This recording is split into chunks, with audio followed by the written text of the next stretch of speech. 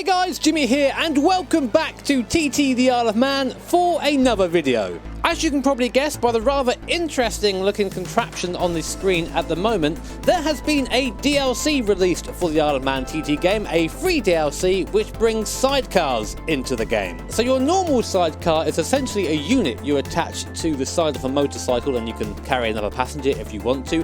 However, racing sidecars are a little bit different. As you can see they have a purpose-built body shell crafted around both the driver and the passenger, and as you can see in this great view here, the passenger doesn't really have a seat, more just some bars to hang on to.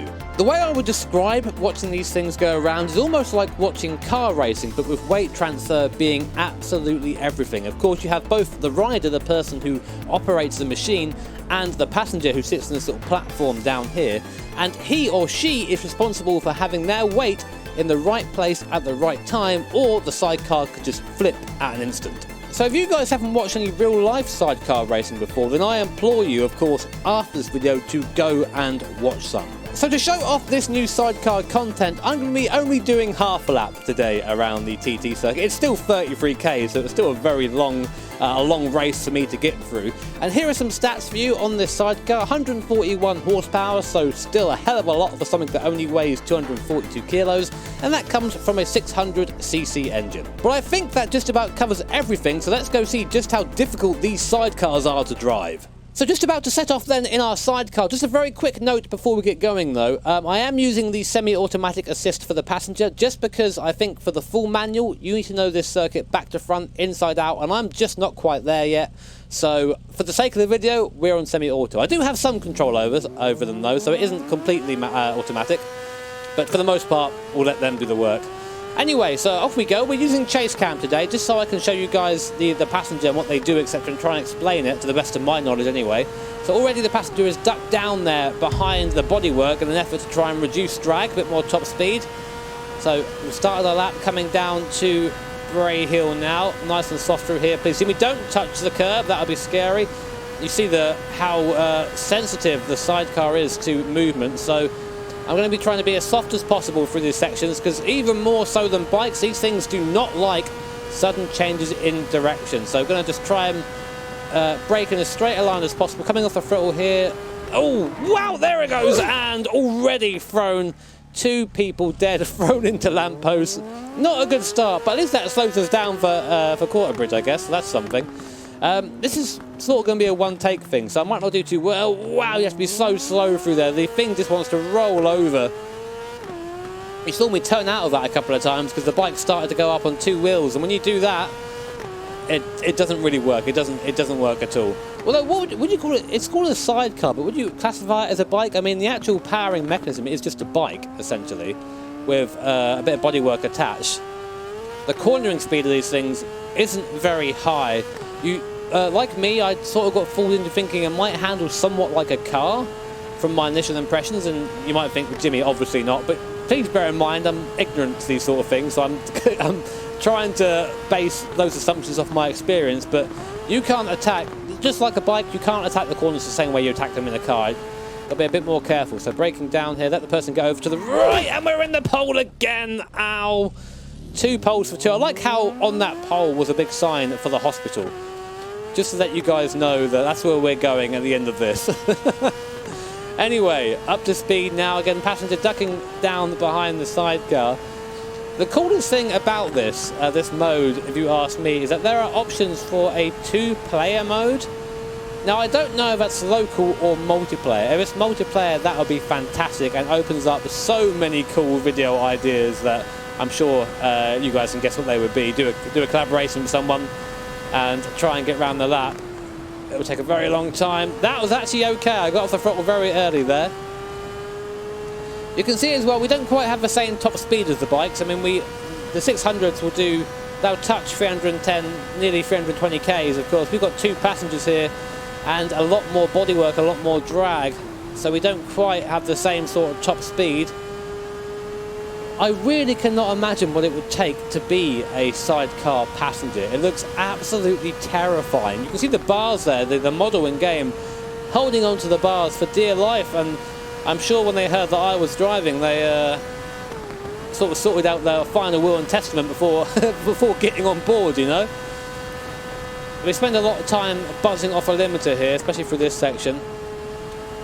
I do sort of know where we're going, so slow down a little bit. Get the sidecar over. You can see how the whole bike leans when the passenger leans over.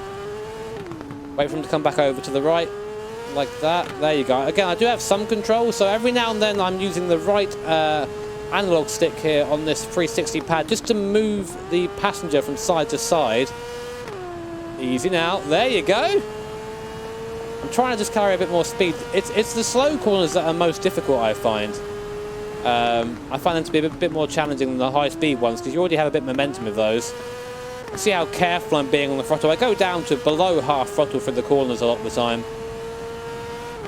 But it's going to take a while to learn how to do this, and I'm definitely interested in trying to learn these things. I love weird and wonderful machinery in both sim racing and games like this, so it's something cool to learn. Right, so down here now. I know there's a sort of sharp stop. I think it's up here. Yes, it is. So we're going to brake quite hard. Let the passenger get over. Soften the throttle. Turn, turn, turn. Wow, we just understeered. We ploughed into that. And that was me. That was me being stupid and being like, oh yeah, cars will turn in now. Like, this is just me learning the sidecar, of course. It isn't going to be perfect, as you probably guessed by now. This is about my first half an hour of gameplay of these things, and they are very difficult. And I'm not using, I'm not using the road assist. I'm not using the racing line. I'm also not using a couple of the assists as well. I'm trying to throw myself in at the deep end for you guys. It's not going too well so far. Probably a good thing I'm only doing half the course. This bit causes me so much trouble on a bike, especially this left-hander here. I feel like I'm being so tentative. I just don't want to fall off again. I feel bad for the passenger already. Wow. So through there, it feels like you have to really be very soft with the steering. I mean, even with a bike, of course, you can sort of... You can't throw it from side to side. It's more of a rhythm, but you can really get the bike down, really do some sort of heavy turning. With this, it seems that you're sort of limited to about 30 degrees of turning each way almost before it starts to get a bit hairy. Come on now, easy through here. No more rolling, please. Oh man, I can imagine doing this with a human passenger, as in, doing it on the game with someone else being the passenger. You'd just be so tempted to lean the wrong way at all times. I know I would be. It'd just be a troublemaker, and no one would want to do it with me. Reminds me of real life social situations, that does. There we go. It opens up a little bit up here, so we can try and get some speed up, but of course there are a lot of little corners up here, little sort of easy corners, I'd say, little kinks and very light 5 left, 6 rights, etc. And normally they aren't too bad. On the sidecar, they are a little bit worse. So let's be nice and easy over here, just backing off the throttle a bit, try not to touch the brakes so much. It does seem as well, whilst the brakes again are a lot more stable on this thing than they are on bikes, it's easier a lot of the time just to let off the throttle.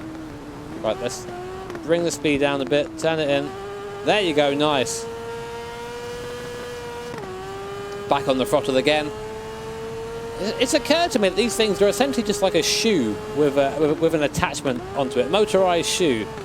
Wonder if I can buy such shoes. Oh no, this is going to be a crash. No, it's not. You feel so on edge when you do this.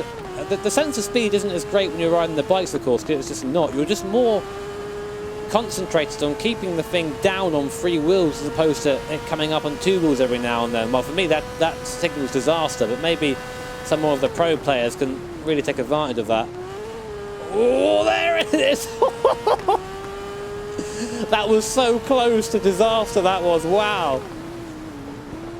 Through here again. Back on the throttle. You see how thick, I mean thick with 2 C's, that rear wheel is on the bike to the right. That's a thick boy right there. There you go, get over there, passenger, nice. Thing is, when the passenger is sort of full weight to one side, the bike becomes very strange in handling. It becomes almost like an oval racer. Wow, we're over. I just clipped something. Oh, I can see the underside of the world. There's just water under there. Nice. Dead.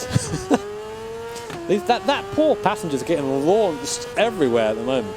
But as I was saying, it almost reacts like an oval racer where it can only really turn one way, and when you try and turn it the other way, it just fails. So coming into Kurt Michael now. Wow, the drift! No, God damn it. Oh, I'm bad at this. Well, you guys know that already. So through Kurt Michael then, let's be semi-cautious through here. It's just flat through this section. It's just the end part that's a bit scary. Touch the curbs. I don't think we're too far from the end of this now because we're only running half the course. Oh, just touching there, the curb on the left. I'm not sure if that was exhaust or just a little shot of sparks there as the bodywork rubbed the curbing. Wow, it just snaps. It just snaps out like that. There is nothing you can do about it.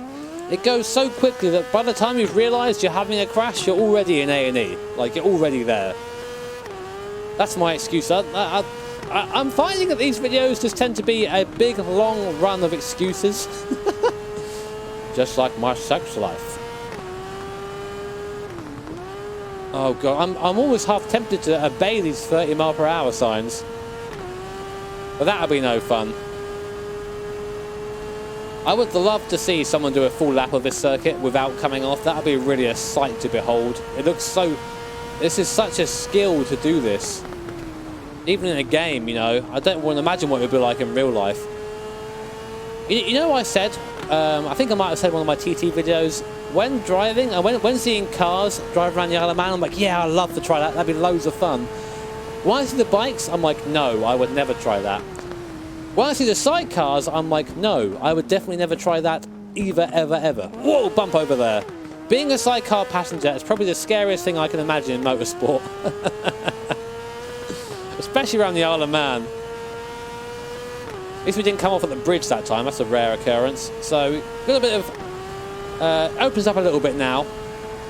Can we carry the speed, though? I'm tempted to keep it pinned and to see what happens. I think I know what's going to happen, but... I think also where I'm letting off the throttle a bit for confidence, that's also affecting how the bike is on the road, and that sort of sees me flip a little bit. Okay. Oh, no.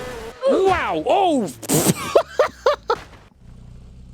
That now belongs to some farmer. That's his now. Oh my. Okay. So yeah, maybe keeping it pinned was a bad idea. Again, I don't know. I can't even speak on what I expect these things to handle like, because they are wonky. The physics would be odd in real life as they are here. But you see how it snaps. There's a little bump and that's it. I am a passenger. Metaphorically and almost literally as well. But it doesn't matter. So fast bit now, up to top speed. There's a big stop coming up soon. I know this because I've crashed there a lot in various versions of this circuit. Bit of a lift here. It's around this corner somewhere. Oh no, it's a bit further up. Oh no, there it is. You can see the marker. So brake down hard. Passenger goes over. Don't you spin! Oh, God. How do I keep doing that? I mean, that doesn't look right to me, the way that the sidecar reacts, but again, I don't know any better. You can't really slow down enough in this thing. So my guy's all the way over to the left. Maybe I just have to be just really light on the throttle and then just let the sidecar, the bike, the car, whatever the hell you want to call it, just make its way around on its own. I really don't know. Please stop. Please don't hit the wall. Oh, goodbye, passenger. See ya. Oh. Well, I think that pretty much sums up this video, really. Oh, there's the finish line, finally. So we did that in 12 minutes, which is not good for our overall lap time, probably a 25-minute lap at that rate. But we made it to the end of the course, which is something. Really interesting things, these sidecars. It's kind of fun to get a look into them and see what they're like, but I'm going to need a lot more time before I'm anywhere near competent. I don't think competent and me go in the same sentence, to be honest. But anyway, guys, if you enjoyed that look into the Sidecar DLC from TT Isle of Man, make sure to hit that like button and also subscribe as well to be notified of future videos. Also, while you're there, hit the bell icon button. That way you'll get a notification whenever I put up a new video or I stream, so you don't miss anything at all. Like I said, this DLC is free, so if you own the game, you've got nothing to lose, go try it out. Take care, guys, have an awesome day, and I'll see you all next time.